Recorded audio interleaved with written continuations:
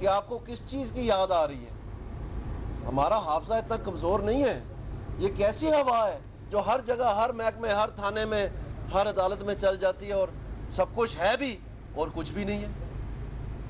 تو میں آپ کو دکھانا چاہتا ہوں آج کہ یہ میں ایک ڈاکیومنٹ لایا ہوں، اور میں ریکویسٹ کروں گا اپنے دوستوں سے کہ تھوڑا سا زوم کریں، کیونکہ جب میں یہ ڈاکیومنٹس دکھاتا ہوں تو وہ ایک سفید آپ کی اسکرین پہ نظر آتا ہے، جبکہ حقیقت یہ ہے کہ یہ بڑے سنگین معاملات ہیں. یہ وہ ڈاکیومنٹ ہے جس کے تحت عمران خان کے خلاف اسپیشل انویسٹیگیشن ٹیم کریٹ کی گئی ہے. آپ ذرا ایف آئی آروں کا ملاحظہ فرمائیں. یہ کوئی ایک ایف آئی آر نہیں ہے، کوئی ایک جرم نہیں ہے، یہ تقریباً سینکڑوں ہے اور درجنوں اس میں ملزم ہیں. آج تک 3 سال گزرنے کے باوجود کسی ایک کے خلاف کوئی کارروائی ہوئی ہے؟ آج تک صرف نوٹس بھی نہیں سرو ہو سکا. اور کل اسی کیس میں، اور میں آپ کو اور بھی دکھانا چاہتا ہوں، کل اسی کیس میں ذرا صبر سے میری بات سنیے گا. اسی کیس میں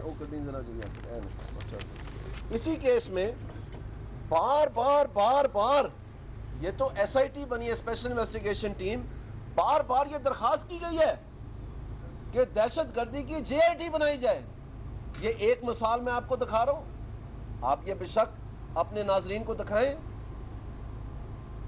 یہ دوسری مثال میں آپ کو دکھا رہا ہوں، مختلف ادوار میں بار بار بار بار یہ ریکویسٹ کی جا رہی ہے. اس پروسیس کو کیوں روکا جا رہا ہے؟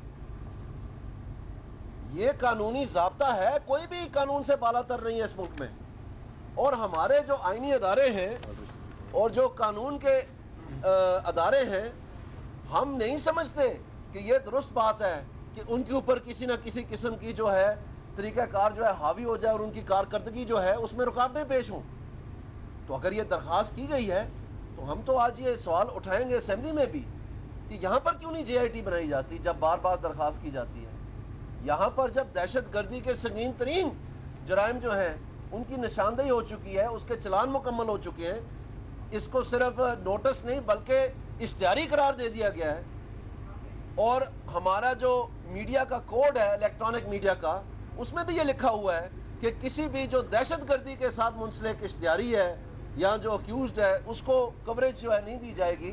اس کی شکیں جو ہیں ہم ابھی نکالیں گے آج اور آپ کے سامنے پیش کریں گے اس میں کیا لکھا ہوا ہے. تو یہ سمجھ میں نہیں آتا کہ یہ سب کچھ جانتے بوجھتے ہوئے یہ کیوں ہر چیز اس کے اوپر آ کے خاموش ہو جاتی ہے. یہ ایک عجیب سا عمل ہے. اور اسی طرح سے جیسے میں نے آپ کو پہلے کہا کہ 6 مہینے جو ہے اسلام آباد ہائی کورٹ میں بھی بینچ نہیں بن پاتا.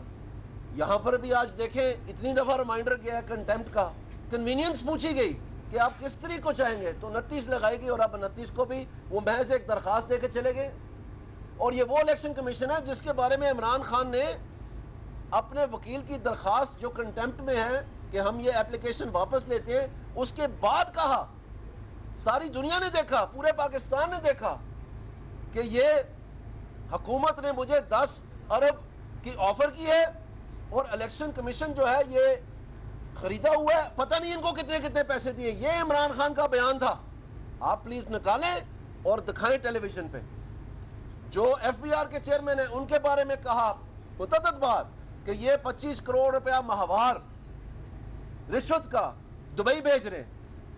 اس کے اوپر بھی ہم نے دیکھا کوئی بات چیت نہیں ہوئی، کوئی ایکشن نہیں ہوئی.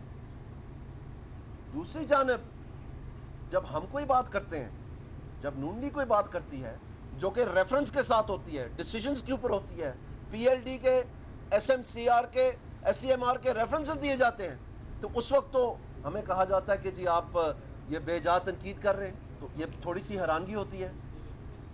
تو اس لیے ہم آپ سے یہ کہنا چاہتے ہیں کہ جو یہاں پر آج کاروائی ہوئی ہے یہ بہت بڑا امتحان ہے اداروں کے لیے، ہر ادارے کے لیے جہاں جہاں یہ پروسیس چل رہا ہے کہ یہ آخرکار کتنی دیر یہ مذاق بنتا رہے گا. یہ کیا مثال بنا رہے ہیں ہم پاکستان میں؟ کیا ہم اداروں کی پاسداری نہیں کر رہے؟ اور یہاں پر آ کر کے ان کے ایک اسپوکس مین نعیم الحق جس نے کہا تھا کہ وہ میرے کے اوپر کنٹیمپٹ کا درخواست دیں گے، وہ کدھر ہے؟ وہ تو اپنا جواب نہیں دے سکے انہوں نے میرے پہ کیا کرنا ہے. وہاں سے بھی کلا بازی مار گئے، فرار ہو گئے. نعیم الحق میں تمہیں چیلنج کرتا ہوں، مرد بنو، میرے خلاف درخواست ہو، ہمت ہے تو میں انتظار میں بیٹھا ہوں. آپ نے اپنے وکیلوں سے مشورہ کر کے انہوں نے آپ کو بتایا ہوگا کہ دانیال عزیز نے جو باتیں کی ہیں وہ بالکل قانون کے عین مطابق ہیں، اس لیے تم بھاگے ہو۔ اور اگر تم میں جرت ہے اپنے قول اور فعل میں تضاد نہ ڈالو، آپ اس پہ قائم رہو، میں تمہیں چیلنج کرتا ہوں، آ کے دیں میرے خلاف کنٹیمپٹ کی اپلیکیشن۔ میں بھی دیکھنا چاہتا ہوں کہ آپ کیا بیان کر سکتے ہیں، میں دیکھنا چاہتا ہوں۔ اور آ کر کے نعیم الحق صاحب جو آپ کے خلاف کنٹیمپٹ کی اپلیکیشن آئی ہوئی ہے اس کا بھی دل گردہ پیدا کرو، آ کے ادھر جواب دو اور معافی مانگو۔